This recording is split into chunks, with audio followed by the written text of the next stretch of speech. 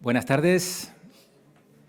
Vamos a continuar la jornada con Alberto Valero, pero antes tengo que contaros tres cosas. Lo primero, por favor, es muy importante para nosotros que rellenéis la encuesta de valoración. Como os hemos dicho, pues esperemos que esta sea la primera de muchas jornadas, ¿no? Necesitamos vuestro feedback un poco también para saber qué tal ha ido todo.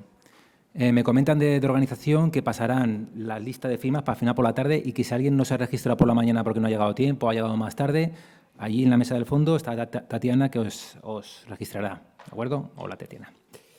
Bueno, pues dicho esto, seguimos con la sesión de tarde. Tenemos aquí a Alberto Valero. Alberto Valero es pues, hoy en día muy conocido porque es el director de BQ Educación. Su formación es la de ingeniero industrial y doctor en Ingeniería Informática y Robótica. Ha trabajado muchos años como docente en la Universidad Política de Madrid y en la Universidad Carlos III. Y desde 2013 empezó a trabajar en BQ, cuando BQ eran dos cosas. Finalmente, de allí salió una spin-off, que fue BQ Educación, y él es el director de BQ. Muchos de los programas, de los concursos que imagino que hoy hablará, pues como el de la Fundación RetoTED, están bajo el paraguas de BQ Educación. Nos viene aquí a contar un poco esta experiencia y cómo trabajar el pensamiento computacional por proyectos. Bienvenido. Muy bien, pues muchas gracias por estar aquí a estas horas difíciles en las que apetece otras cosas. Entonces, de lo que yo voy a hablar es del pensamiento computacional, eso supongo que nos sorprenderá, y cómo este también se integra de algún modo con la LOMLOE, orientado fundamentalmente a primaria y secundaria, ¿de acuerdo? Y voy a dividir la exposición como en dos partes. Por un lado, recopilar cosas que ya se han dicho esta mañana de qué es el pensamiento computacional, entendido como está definido como habilidad, desvinculado de los ordenadores, veremos luego cómo se vincula, es decir, qué es el pensamiento computacional, y luego, por otra parte, cómo la LOMLOE recoge cosas que tienen que ver con el pensamiento computacional, aunque no las presente bajo el nombre de pensamiento computacional.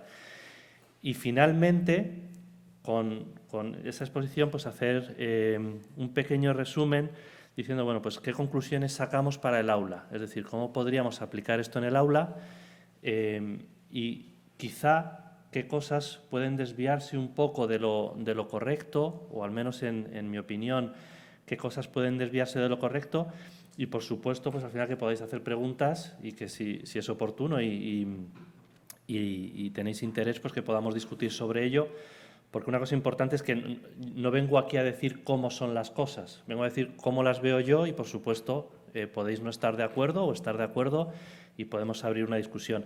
Entonces, simplemente para poneros en contexto, porque suele ser habitual y no siempre correcto que alguien de la empresa venga a hablar a gente que es de educación como si nosotros supiéramos, los de fuera supiéramos.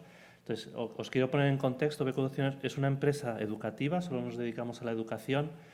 No confundir con BQ, la de los móviles, que quebró hace 2 años. Salimos de ella, pero somos otra empresa, ¿de acuerdo? Y nosotros nos dedicamos desde 2013, es decir, desde hace ya casi 9 años, nos dedicamos a la educación. Tenemos 2 plataformas, BitBlock y BeMaker. Entre las dos suman 1,5 millones de usuarios, niños. O sea que sí hemos tenido la suerte de poder crear soluciones que son utilizadas por niños de verdad. Hemos trabajado con más de 1.000 centros educativos, de Aragón prácticamente con la mitad. Creo que en Aragón hay en torno a 300 centros educativos, pues con unos 150 hemos trabajado en distintos proyectos, en formaciones al profesorado, todas ellas reconocidas. Hemos formado a más de 7.000 docentes de manera presencial, directa, o sea, no con un webinar donde se te apuntan 2.000 a la vez, sino en formaciones pues, de 15, 20 docentes, también muchos de ellos de Aragón. De hecho, yo viví 1 año en Zaragoza antes de estar en BQ y he vuelto solo para esas formaciones, las que me ha tocado dar a mí, en 3 o 4 ocasiones, y siempre han sido las formaciones de las que más he disfrutado. No sé por qué, he dado formaciones por toda España y los profesores de Aragón, no solo de Zaragoza, también de Huesca y de Teruel, pero siempre he encontrado una acogida a estos temas y un entusiasmo que como formador me han hecho disfrutarlas mucho. Y bueno, en resumen, llevamos 7 años creando soluciones educativas. Con esto simplemente quiero decir que todo lo que sabemos y todo lo que os voy a contar no es porque lo he leído, sino porque al final, con el tiempo, con el feedback de tantos profesores, de tantos alumnos, pues hemos ido aprendiendo. Entonces, aunque no seamos del gremio, pero hemos podido aprender del gremio, si se puede decir, ¿vale? Entonces, eso es un poco para poneros en contexto de qué es Becoeducación y por qué estoy aquí. Entonces, esta primera imagen que os pongo es lo que pensaríamos la mayoría o muchos, quizás ya después de esta mañana ya no, pero a lo mejor antes de esta mañana, cuando nos hablan del pensamiento computacional. Pensamos en Scratch, pensamos en robótica, BitBlock, con bloques, los que lo conocéis, pensamos en el código, Arduino. ¿De acuerdo? Enseguida nos viene a la mente programación y robótica. De hecho, la asignatura en la Comunidad de Madrid, que fue una de las pioneras, se hizo en 2015, se llama Tecnología, Programación y Robótica. Y entonces ya se decía que en la Comunidad de Madrid se trabajaba el pensamiento computacional, porque se hacía tecnología, programación y robótica, por el programación y robótica, ¿de acuerdo? Entonces, eso es lo que nos viene a la cabeza. En cuanto escuchamos esa palabra, pensamiento computacional, eso es lo que nos viene a la cabeza. Y quizá a pocos o a ninguno nos venga a la cabeza el ajedrez, el cubo de Rubik o aquel juego que al menos a mí me hacían cuando era niño, de tienes una lechuga, un lobo y una cabra y tienes que pasarlos al otro lado del río y en la barca solo puede ir uno. ¿Cómo los pasas? Sabiendo que el lobo se come la cabra se come la lechuga. Entonces, seguramente cuando nos hablan de pensamiento computacional, ninguno nos acordamos de la lechuga, la cabra y el lobo, y el pobre pastor, que era el programador en este caso, que era el que tenía que llevarlos de un sitio a otro. Entonces, lo que a mí me gustaría es haceros ver en estos minutos que el ajedrez, el cubo de Rubik y la cabra probablemente se acerquen más al pensamiento computacional que Scratch, BitBlock o el código Arduino, ¿de acuerdo? O si no más fácilmente. Es un acceso más fácil al pensamiento computacional que estas otras herramientas, ¿de acuerdo? Entonces, eso es lo que voy a intentar explicar y veremos si estamos de acuerdo y si no, pues lo discutiremos y a lo mejor también yo cambio de opinión o matizo mi opinión. Entonces, vamos a intentar recordar el pensamiento computacional, ¿qué es? Lo primero es, el pensamiento computacional es una habilidad, es decir, no es una disciplina entendida como contenidos. El pensamiento computacional no se estudia. Uno no estudia el pensamiento computacional como estudia los ríos de España, ¿de acuerdo? El pensamiento computacional es algo que se adquiere y en cuanto a habilidad, eso lo sabéis perfectamente, es algo que me debería ayudar a afrontar situaciones muy distintas, ¿de acuerdo? Es algo que me debería ayudar a afrontar situaciones reales a las que me enfrento en mi vida cotidiana, profesional, social, familiar. Entonces, el pensamiento computacional debería ser algo así como cualquier habilidad, ¿de acuerdo? Entonces, cuando nos dicen pensamiento computacional, vamos a aprender Python, error. Porque Python es un lenguaje de programación, es un contenido, es una herramienta y el pensamiento computacional es una habilidad. Entonces no podemos confundirlo. Eso es muy importante. No quiere decir que no se pueda trabajar el pensamiento computacional con Python, en absoluto. Quiere decir que no es lo mismo, no se puede identificar y a veces lo identificamos. Quizá la palabra computacional le ha hecho un flaco favor a la palabra pensamiento, porque ha cogido una palabra amplia, pensamiento, y la ha acotado poniéndole el apellido computacional. Pasa que todo se ha dicho, también es algo que se acuñó a raíz de la computación y por ese motivo viene de ahí. Entonces, el pensamiento computacional nos ayuda a organizar y analizar lógicamente la información. Eso es lo primero. Es decir, cuando nos enfrentamos a algo, identificar qué partes hay, cómo se relacionan entre ellas, qué es primario, qué es secundario, qué depende de qué. Eso es una tarea de organización, de sistematización. Es decir, ser capaces de categorizar la información y analizar las reglas que hay entre esa información. Si yo veo un árbol genealógico, pues una regla es que los que están más arriba nacieron antes que los que están más abajo. Bueno, eso es una regla. Si luego yo de golpe veo y me dicen que el abuelo vivió 100 años después que el nieto, el pensamiento computacional me dice, no, eso no puede ser, porque no se cumplen las reglas. Es decir, esa información categorizada y organizada está mal expresada en una resolución posterior. Luego, representar esa información en un árbol genealógico pues es una representación. Represento de un modo sistemático esa información que ya he categorizado y organizado. Luego, cuando se trata de algo a resolver, hacer una serie de pasos. A mí me gusta poner el ejemplo de cuando un huevo frito, hacer un huevo frito. ¿Qué hago? Tengo que hacer, tengo que abrir el frigorífico, tengo que sacar el huevo, tengo que cerrar el frigorífico. Es curioso, cuando se lo pregunto a los niños, casi todos se olvidan de cerrar el frigorífico, entonces siguen adelante y yo les digo, error, el frigorífico ya está pitando, pues se te ha olvidado cerrarlo, ¿de acuerdo? Ahí vemos que el algoritmo ha fallado. O sea, he abierto el frigorífico, he sacado el huevo, he seguido y me he olvidado cerrar el frigorífico. Pues bueno, eso es el pensamiento algorítmico. ¿Qué pasos me llevan a conseguir el objetivo? Que en este caso es freír un huevo. Y además hay una cosa del pensamiento algoritmo que es la paralelización. Entonces, de nuevo, si yo os dijera, vamos a hacer un huevo frito y todos dijerais, vamos al frigorífico y abrimos el frigorífico, estamos equivocándonos. Primero hay que empezar a calentar el aceite. Y cuando el aceite se está calentando, mientras se está calentando, abro el frigorífico. ¿Veis? Estoy paralelizando, ¿de acuerdo? Y eso es parte del pensamiento algorítmico. Yo tengo una tarea, la descompongo en pasos, veo cuáles son secuenciales, cuáles son paralelos. Hay otro ejemplo muy habitual que es la persona que sirve el café con tostadas en una cafetería. Claro, calentar el café, calentar la tostada y untar la tostada no llevan el mismo tiempo. Algunas pueden paralizarse y otras no. Entonces, si el café lleva 3 minutos y la tostada lleva 2, debo empezar la tostada 1 minuto después del café, porque si no, cuando lo sirvo, la tostada ya está fría.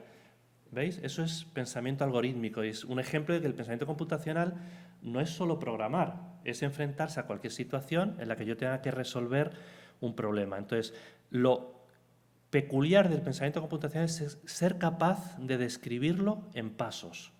Es decir, no solo ser capaz de resolverlo, sino ser capaz de describirlo. Eso es el algoritmo. Y de hecho, de ahí viene el nombre pensamiento computacional, porque si puedo describirlo en pasos, teóricamente podría programarlo, podría hacer un programa de computadora que ejecute esos mismos pasos. Si puedo describirlo, puedo programarlo. Más allá de si eso es verdad o no es verdad, pero de ahí viene el nombre de computacional. Si puedo describirlo, si puedo formalizar la información y organizarla, puedo programarlo. Entonces, eso es una parte. La otra, identificar, analizar e implementar posibles soluciones. Pues, bueno, hago estos pasos, los ejecuto y resulta que el frigorífico empieza a pitar porque no he cerrado la puerta. Mierda. Hago estos pasos, los ejecuto y cuando voy a echar el huevo en el aceite todavía no está caliente. Entonces, probar, evaluar. Eso es lo que también se llama simular. Puedo hacerlo en mi cabeza o puedo hacerlo de verdad. Si lo hago en mi cabeza o en un programa de simulación es simular. Y luego generalizar, extraer conclusiones válidas para otros problemas. Entonces, esta es la definición del pensamiento computacional. Aquí no estoy aportando ninguna opinión, o bueno, ninguna opinión más allá de lo que comúnmente se acepta como la definición del pensamiento computacional. Entonces, lo que vamos a ver es por qué la cabra, el lobo y la lechuga es un ejemplo muy claro de pensamiento computacional. En primer lugar, la información, organizar y analizar. En este caso, ¿qué se trata? Bueno, pues tenemos 3 individuos, la cabra, el lobo y la lechuga, y sus relaciones es que la lechuga se come la cabra, la cabra se come la lechuga y el lobo se come la cabra. Esa es la información, ¿de acuerdo? Y me enfrento a un problema, y el problema es que tengo que llevarlas de un lado al otro del río, teniendo en cuenta que solo puedo cruzar uno a la vez. Entonces, pues bueno, pues la pregunta o el juego de los niños es ¿cómo hago que los 3 estén al otro lado del río? ¿De acuerdo? No sé si ya lo estáis pensando. A mí me costó mucho. Entonces, organizo, la cabra no se puede quedar con el lobo, pues se lo comen, la cabra no se puede quedar con la lechuga porque se lo comen y solo puede viajar uno. Las reglas del juego, la información, la jerarquía. Y entonces tengo que empezar a identificar y analizar soluciones. Y digo, bueno, pues vale, pues me llevo la cabra, bien, el lobo no se come la lechuga, me llevo el lobo, mierda, porque ahora vuelvo y el lobo se come la cabra, ¿no? Entonces me llevo la lechuga, no tampoco, porque entonces la cabra se come la lechuga, no, pues entonces primero me llevo la lechuga, tampoco puedo, porque se quedan el lobo y la cabra. Entonces empiezo a analizar y a hacer soluciones y probar y aquello no cuadra, o sea, estoy empezando a hacer algoritmos y no todos los algoritmos me llevan a la solución correcta. Esa es la parte de probar, ¿de acuerdo? Si yo tuviera que hacer esto en el aula con niños, pues, primaria, secundaria quizá todavía no, pues tendría mis fichas, tenía mi cabra, mi oveja y empezaría a hacer que los niños moviesen la cabra, la lechuga y ellos mismos comprobasen, oye, esto va, esto no va, esto funciona, esto no funciona, ¿de acuerdo? Entonces, bueno, llegamos a la solución, no sé si alguno lo habríais pensado, ya la sabíais, es que me llevo la cabra, entonces tengo cabra, lobo, lechuga. Vuelvo, me llevo la lechuga y diréis, pero no puede ser. ¿sí? Porque me vuelvo con la cabra, entonces se queda solo la lechuga aquí, me llevo al lobo, entonces tengo la cabra aquí, ahora tengo el lobo y la lechuga, me vuelvo, me cojo la cabra y me la llevo. Entonces ya tengo todos al otro lado, ¿de acuerdo?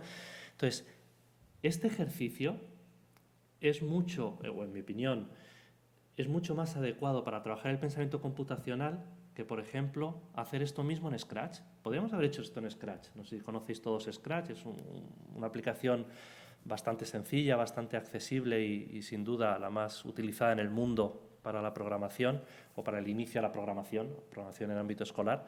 Entonces, esto se puede programar en Scratch. Nosotros lo hemos programado con niños, donde ellos pues, hacen su río, hacen su cabra, su lechuga y las van moviendo de un sitio a otro. ¿Qué es lo que pasa? Que en ese proceso ya estás mezclando un montón de cosas. Estás mezclando destreza manual, porque hay que saber utilizar el ratón. Los niños de primaria ya son de así y así, pero de ratón les cuesta un montón. Entonces ya estás mezclando la destreza manual de usar el ratón. Si son muy pequeñitos, estás mezclando la capacidad de leer, la comprensión, que en niños pequeños algunas veces no es tan fácil, no entienden inmediatamente lo que están viendo. Entonces estás incluyendo un montón de habilidades y destrezas que están como haciendo a veces olvidar el pensamiento computacional o no privilegiando el pensamiento computacional. Se está privilegiando la digitalización, se está privilegiando la destreza manual, se está privilegiando el trabajo en equipo, si lo hacen entre varios, se están privilegiando cosas, pero no se está centrando en quiero desarrollar el pensamiento computacional. Yo lo que estoy haciendo aquí es vamos a intentar dejar el pensamiento computacional pelado, sin nada más, sin digitalización, sin trabajo cooperativo, porque eso no es pensamiento computacional. Ojo, eso es muy bueno y muy importante, pero no es pensamiento computacional. Entonces, al final, con lo que llegamos aquí es, tenemos que entender, cuando hablamos de pensamiento computacional, qué habilidad estamos desarrollando. Y cuando hacemos una actividad en el aula, deberíamos analizar y pensar si esa habilidad la estamos trabajando o todo lo que construimos alrededor impide, dificulta el trabajar finalmente esa habilidad que es la que queremos, o a lo mejor no es la que queremos, a lo mejor lo que queremos es trabajar la frustración y que el niño programando con Scratch no le salga y entonces, bueno, le ayudas a generar la frustración. También es muy importante, pero hay que entender que estoy trabajando en cada caso y no pensar que porque estoy programando ya es pensamiento computacional, ¿de acuerdo? Entonces, bueno, aquí tengo la respuesta de la cabra. Y os pongo un ejemplo, esto es una imagen que vi hace tiempo y me gustó mucho, en lo que unos niños, en una actividad, simulaban el funcionamiento de una red de Petri. Una red de Petri es una cosa complejísima, es una cosa de ingeniería, de gestión de procesos, etcétera, etcétera, más o menos compleja de entender de un modo abstracto. Y entonces estos niños simulaban una red de Petri jugando con una lona y entonces simulaban los procesos con una red de Petri y lo entendían de un modo intuitivo. Entonces, bueno, esto es lo que se llama comúnmente en el lenguaje anglosajón el unplugged computing, la programación desconectada, que de nuevo quizá le hace un flaco favor el llamarlo computing porque ya de nuevo otra vez los ordenadores. No, esto lo que está diciendo es pensamiento computacional sin ordenador. Pero parte de una premisa, que es considerar que el pensamiento computacional debe ser con un ordenador. Es que no debe ser con un ordenador, no necesariamente, no es un requisito. Entonces, unplugged computing no es más que pensamiento computacional sin ordenadores, simplemente, o sea que pensamiento computacional. Entonces, bueno, esta imagen solo es ilustrativa de cómo gestionar procesos, pero bueno, es un ejemplo. Hay una cosa que, no sé si alguno de los que estáis aquí habéis hecho alguna formación conmigo, pero cuando doy los cursos de robótica, empiezo haciendo que uno de ellos sea el robot y el otro sea el programa. Y entonces el programa le tiene que ir dando instrucciones al robot y el robot las va haciendo, pero son personas que se mueven. Entonces eso es un juego de lo que se llamaría unplugged computing. Vamos a jugar a que somos robots y vamos a jugar a que uno es el robot y otro es el programa. Y entonces lo importante es que el que es el robot no puede hacer nada que el que es el programa no le diga. Entonces, a veces el que es el programa le dice, avanza. Las primeras veces suelo hacer yo de robot para como poner en evidencia. Y me dice, avanza. Entonces yo empiezo a avanzar hasta que me echo contra la pared. Me dice, pero haber parado. No me lo has dicho. No me has dicho que pare, ¿de acuerdo? Entonces, de nuevo, es el forzar a entender que hay una serie de pasos, una serie de secuencias que se deben seguir y eso es el pensamiento computacional. Esa es la habilidad que cuando hablamos de la importancia del pensamiento computacional en los niños y en los adultos, esa es la habilidad en la que queremos hablar, ¿de acuerdo?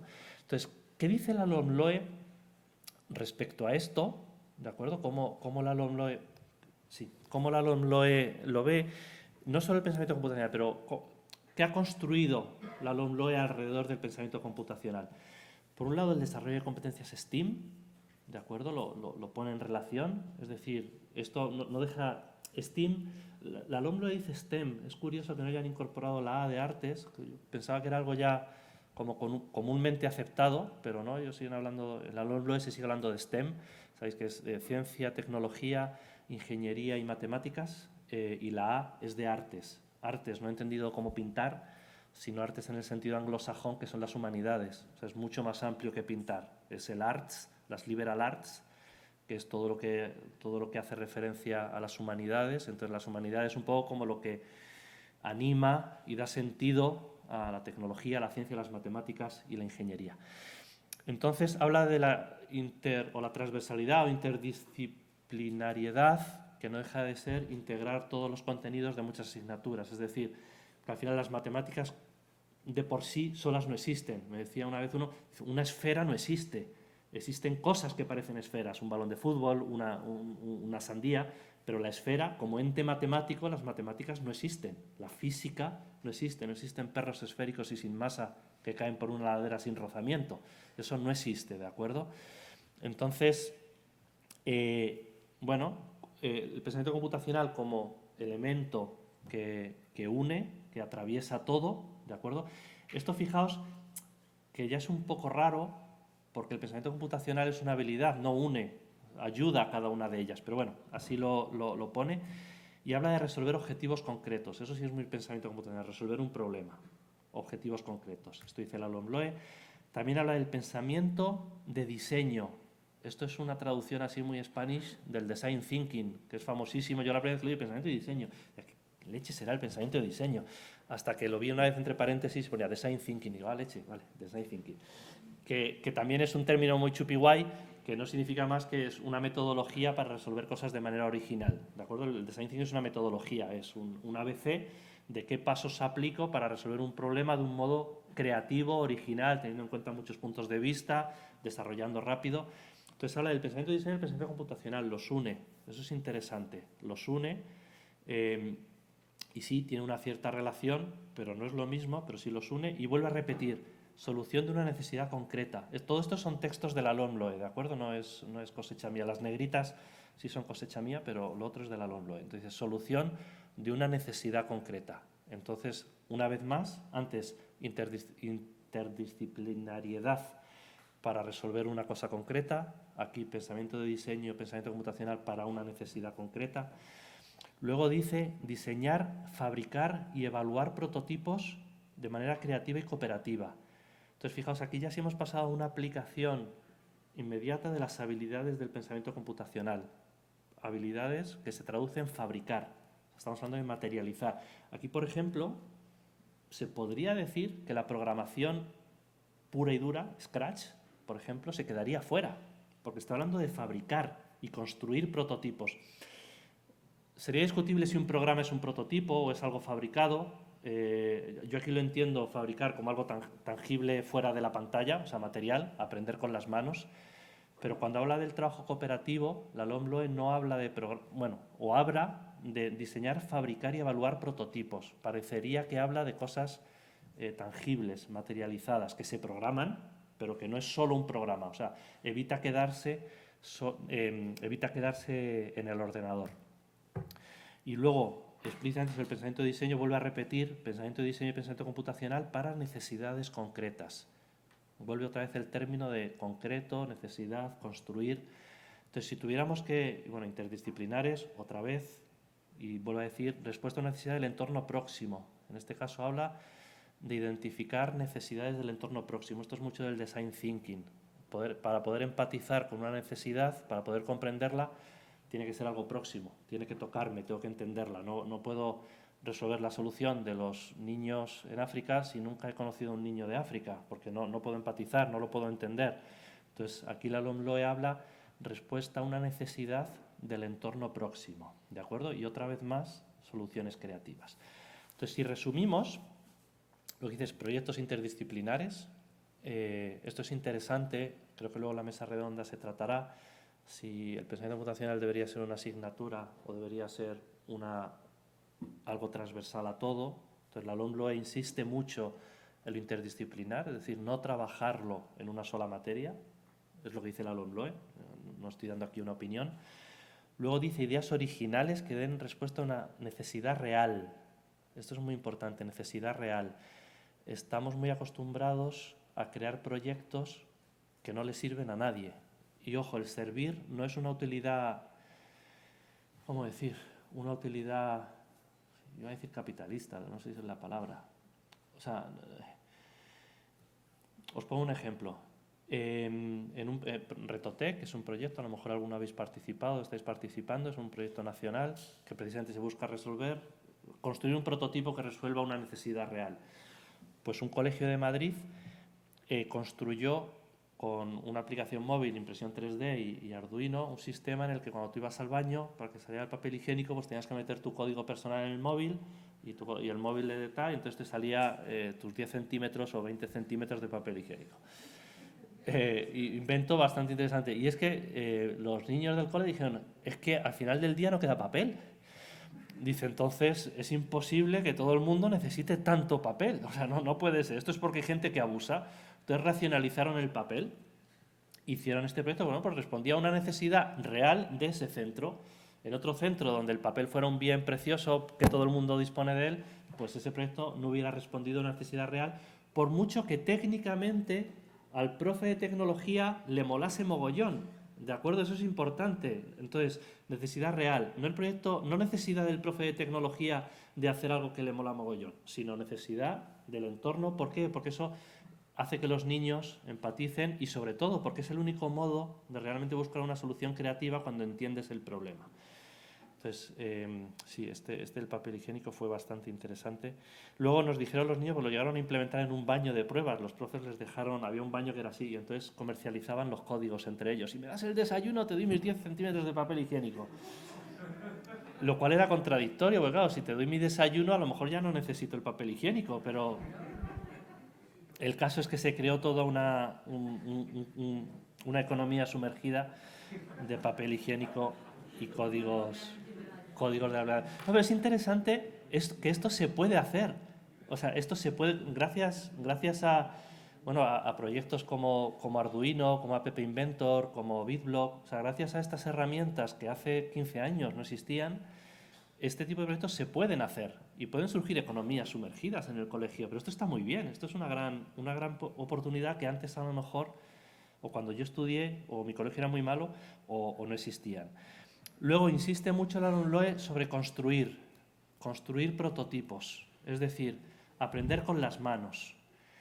No sé si conocéis todos o alguno, no sé si conocéis BitBlock. BitBlock es una herramienta que hacemos en Becoeducación que es de programación y robótica, de robótica. No es de, o sea, es para programar cosas, vamos, programación de las cosas, decimos. Y muchas veces los profes nos han pedido que por qué no ponemos un simulador. Y la respuesta es, no lo ponemos porque creemos que estaríamos perjudicando la educación. Yo sé que esto es polémico y incluso dentro de la empresa lo hemos discutido los compañeros, pero si nosotros decimos la gracia de la robótica es construir y te pongo un simulador para que no necesites construir, entonces lo que estoy haciendo es que puedas poner el check de he cumplido con la parte de robótica, pero realmente no he hecho nada de robótica.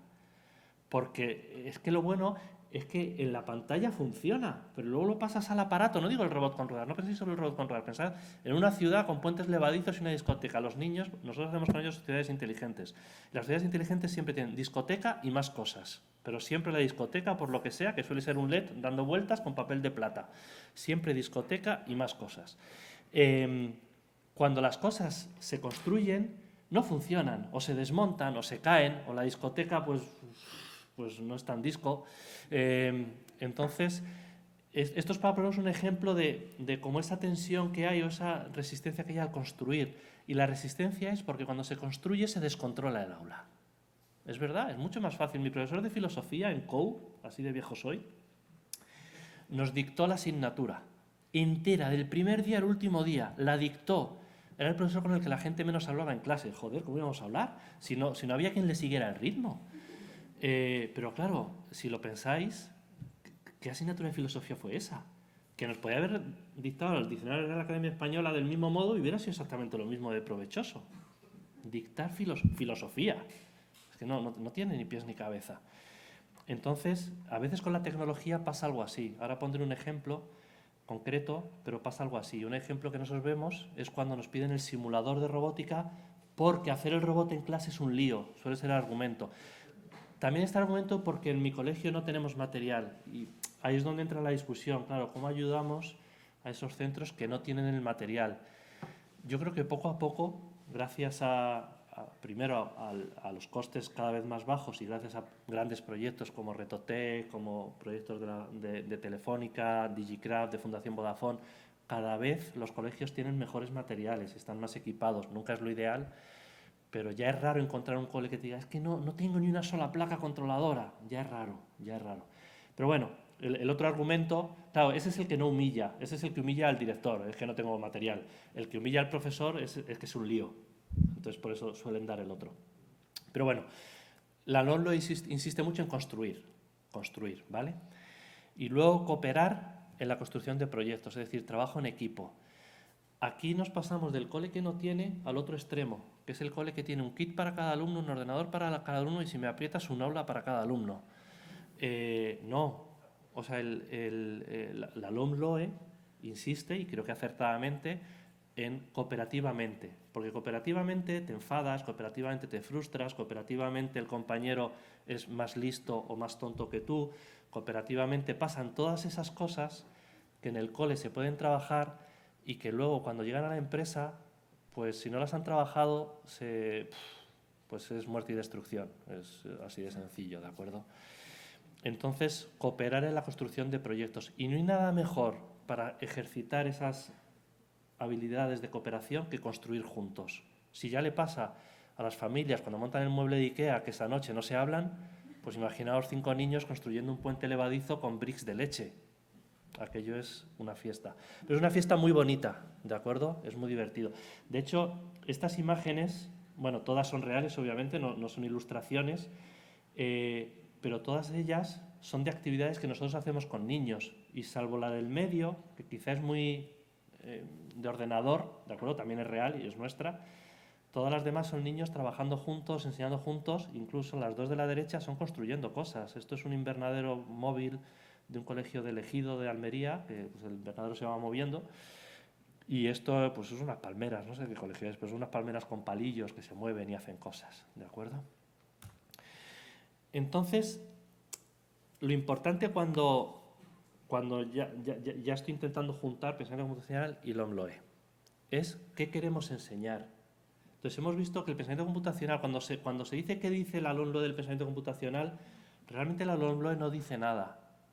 Crea ocasiones para trabajar el pensamiento computacional, con lo que he dicho antes, diseño creativo, trabajo cooperativo, construir prototipos, pero no habla del pensamiento computacional como disciplina porque no lo es. Simplemente crea disciplinas y modos de trabajar que lo desarrollan. Pero lo que tenemos que pensar nosotros es qué queremos enseñar. Es decir, cuando yo me pongo a hacer Scratch, cuando me pongo a hacer Arduino, cuando me pongo a hacer BitBlock, cuando me pongo a hacer App Inventor, cuando construyo proyectos, ¿qué quiero que aprendan los alumnos? Y es una pregunta que como profesores todos nos tenemos que hacer. ¿Quiero que aprendan a trabajar en equipo? Pues entonces haré las cosas de una manera. ¿Quiero que desarrollen el pensamiento algorítmico? Pues les pongo la lechuga, la cabra y el lobo, o el ajedrez, o el cubo de Rubik. ¿Quiero que lo que hagan es la destreza manual? Pues ahí, por ejemplo, Code.org, que seguramente lo conocéis muchos, tiene toda una serie de ejercicios al inicio que es mueve la ranita, o no me acuerdo cuál es la figura, mueve esta figura de aquí a aquí. Solo ejercicios para saber arrastrar con el ratón. Y uno dice, pero esto no es pensamiento computacional. No, es destreza manual. Ya está. Entonces, ¿qué quiero enseñar? Y entonces aquí yo voy a dar solo como 3 pautas, estas de la experiencia, de la experiencia nuestra, que es, por un lado, el proceso es más importante que el resultado. Si no, no enseñaríamos a sumar, a restar, a dividir, a hacer multiplicaciones, les daríamos una calculadora y ya está.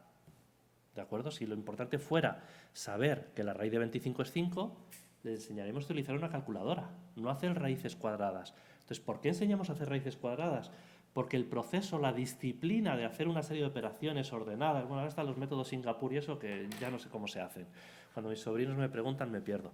Pero lo que quiero decir es, el proceso importa, no solo el resultado. Y aquí voy a poner un ejemplo que voy a criticar muy fuertemente y puedo hacerlo porque lo hice yo. Claro, uno a sí mismo se puede criticar. Que era cómo hacer un sigue líneas. Entonces esto es una página web que tenemos y yo explicaba cómo hacer un sigue líneas de modo que cualquier profesor que lo hiciera le saliese y no hubiera frustración. Entonces, bueno, va explicándolo paso a paso, de acuerdo, cómo se programa, cómo funciona, etcétera, etcétera. Y los profesores estaban muy contentos. Joder, es que mis alumnos son capaces de hacer un robot que sigue una línea. Después de un tiempo me he dado cuenta que he conseguido alumnos que sepan seguir instrucciones. Excelentes montadores de IKEA. Ya está. No son capaces de pensar. Entonces, a veces en robótica estamos más obsesionados con que salga, con que funcione, con que el robot no se caiga de la mesa, con que el ascensor suba, con que baje. Estamos más preocupados de eso que de que los niños aprendan. ¿De acuerdo? Entonces, cuando el proceso es más importante, también hay que saber qué se evalúa, porque no puedo evaluar el resultado. Entonces, bueno, eso ya sería toda una discusión, pero la importancia del proceso más importante que el resultado. Problemas y no ejercicios. Esto responde a lo de necesidades concretas. Y os voy a poner un ejemplo rapidísimo, porque veo que me estoy alargando. En una clase le dijimos a los niños que Pepito era un niño que era sordo, que estaba en una casa y que tenía el problema de que cuando se quedaba solo en casa le generaba mucha ansiedad porque cuando llamaban a la puerta pues no la oía porque era sordo y luego pues veía que los padres discutían porque no había llegado el paquete de Amazon o porque tal, cual, y que joder. Y entonces eso le generaba ansiedad a Pepito, le generaba ansiedad quedarse solo. Y le dijimos a los niños que cómo lo solucionaban, que hicieran algo, que construyesen un prototipo que lo solucionase.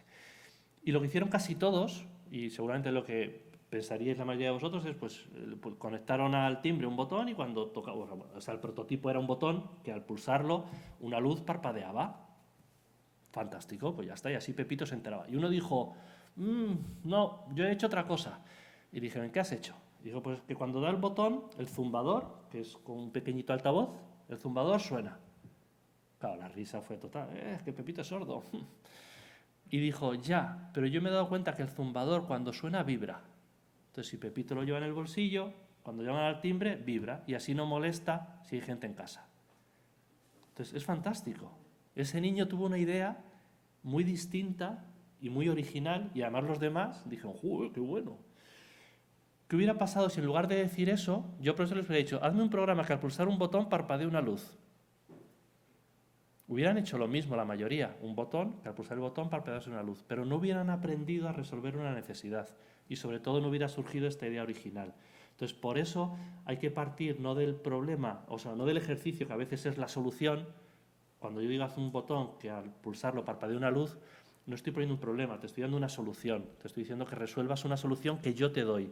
Mientras que cuando te doy el problema, la solución la tienes que dar tú. Y eso es el pensamiento computacional. Porque ahí lo importante es llegar a una solución y no implementar una cosa concreta. Que luego sepas hacerlo en BitBlock, en Scratch, en Arduino, en código. No da lo mismo, pero no es lo más importante.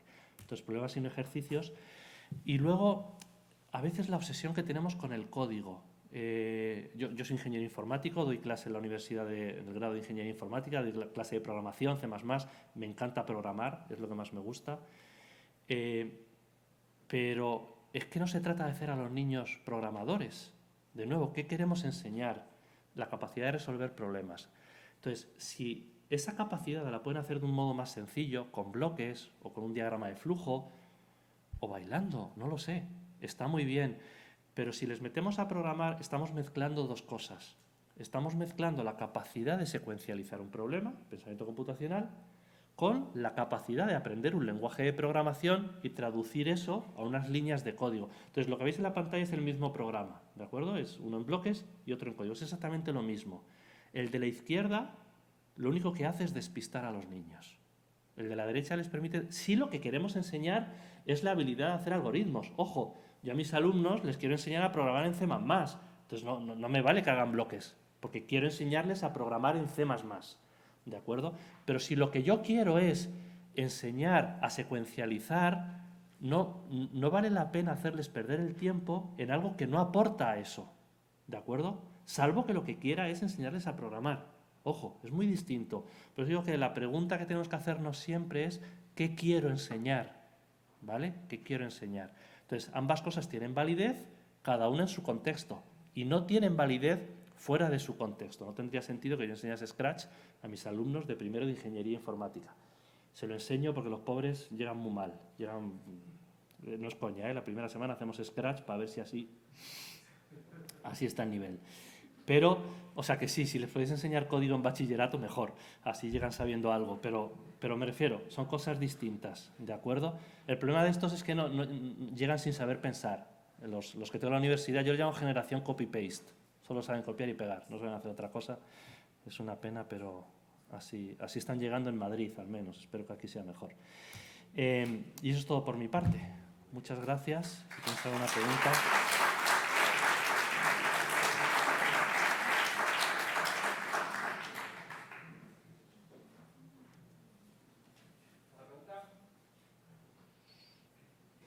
Sí. Soy Javier Mínguez, profesor de la Escuela de Ingenieros. Gracias, Alberto, por la presentación. Yo creo que nos has aportado mucho a todos. Y me estaba preguntando, para las personas en las que creemos firmemente en el pensamiento computacional, ¿qué encaje tiene esto? ¿Cómo el encaje en la... No me acuerdo bien del nombre porque no sigo bien, pero la LOMC que has nombrado, ¿vale? LOMLOE. Gracias a todos, sí. Lo veo claro, más o menos, cómo lo has articulado. Quizás podríamos pensar cómo podría entrar esto en la universidad, en los grados superiores de informática, cómo sería el encaje, ¿de acuerdo? Porque sí, no sé si se ha tenido en cuenta o no, y en caso positivo, ¿dónde lo encajarías tú? O sea, está claro que el pensamiento computacional como habilidad encaja en cualquier cosa. O sea, en la universidad, en el colegio, en la vida profesional. Entonces, yo lo que creo, o al menos lo que intento con mis estudiantes, como digo, de ingeniería informática, es que no se conformen con el funciona, sino que hagan el esfuerzo de entenderlo. Es curioso que en programación lo habitual es que los estudiantes se quejen de que los exámenes son en papel. Dejan de quejarse cuando les haces exámenes en ordenador. Entonces te piden que por favor sean en papel, porque en el ordenador tienen que pensar y en el papel normalmente tienen que memorizar y pensar un poquito. Entonces, a mí me parece que el encaje es no vomitando cosas que aprenden de memoria, reproducen y funciona. ¿Y por qué funciona? Pues no lo sé, pero funciona. Sino forzar, ir un paso atrás, de entender, o sea, en el caso de ingeniería, vamos a entender cuáles son los pasos que hacen que esto funcione. Quizá bueno, la formación que yo he tenido ha sido siempre muy memorística, muy de aprender los pasos, reproducirlos y funciona. Y ser capaz de generalizarlo, eso ya está muy bien, pero no entender el porqué de esos pasos. No sé si... Gracias lo comprendo y lo comparto. ¿Y de forma operativa, cómo entraría esto?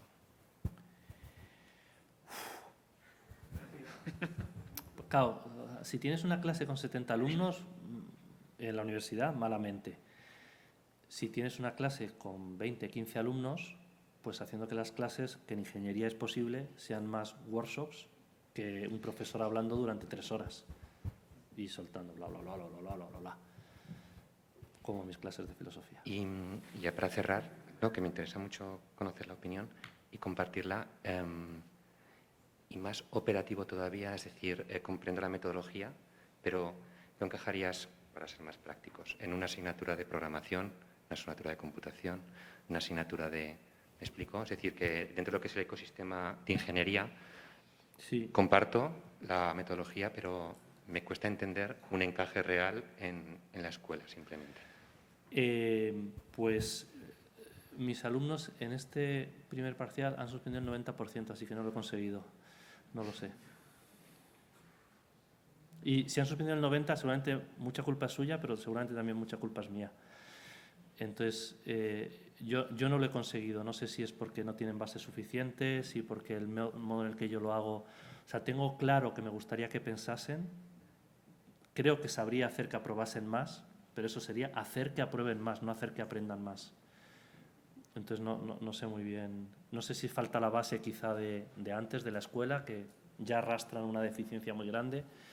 Por eso doy clase en la universidad, pero me dedico a enseñar. Mi trabajo es enseñar a niños, para intentar arreglarlo desde antes. Sí.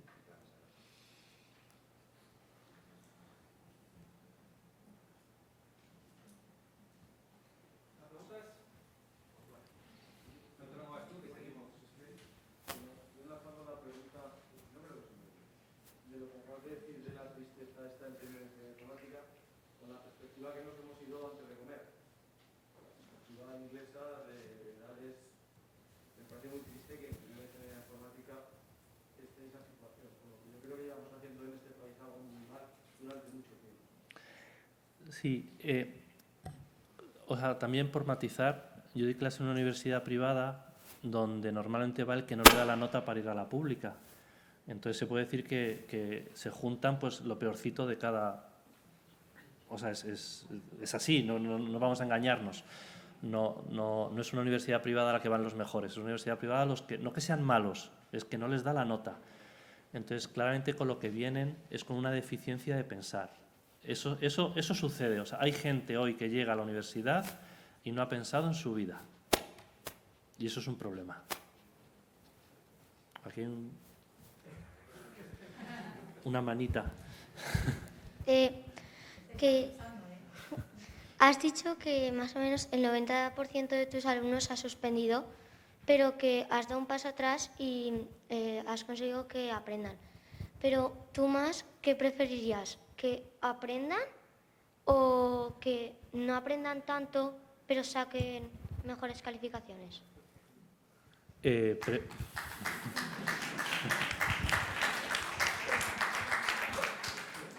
O sea, aquí hay dos cosas. Contrariamente a lo que muchos piensan, para un profesor poner un 10 es la mayor alegría del mundo, porque quiere decir que ha conseguido transmitir lo que era su objetivo. O sea, es un éxito.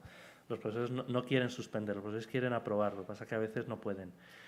Pero sin duda preferiría que aprendiesen. Que aprendan y suspendan o que aprueben y no sepan. Yo creo que el que aprende y suspende, la vida le irá bien. El que aprueba y no sabe, no le va a ir bien. Creo que es más importante aprender. Pero sí, no debería darse ninguno de los dos casos. No debería darse.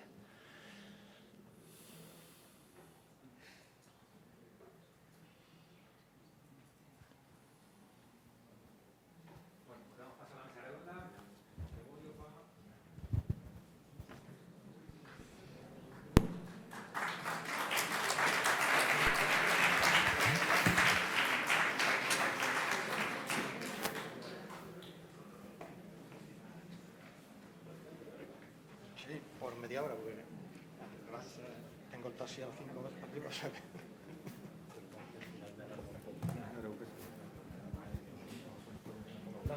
Esto me parece que... Yo me voy a poner este extremo porque yo me voy, que tengo el taxi a las 5. Para no molestar demasiado. Sí, que Cádiz hay un viaje, ¿verdad? ¿Ah, sí? ¿A 6 horas? ¿Pero tienes que ir a Madrid? Si no es Madrid... ¿Ah, no? ¿Ah, venido? ¿Ah? Sí, sí. Ah, pues yo pensé que... Voy a compartir micrófonos. ¿Vale?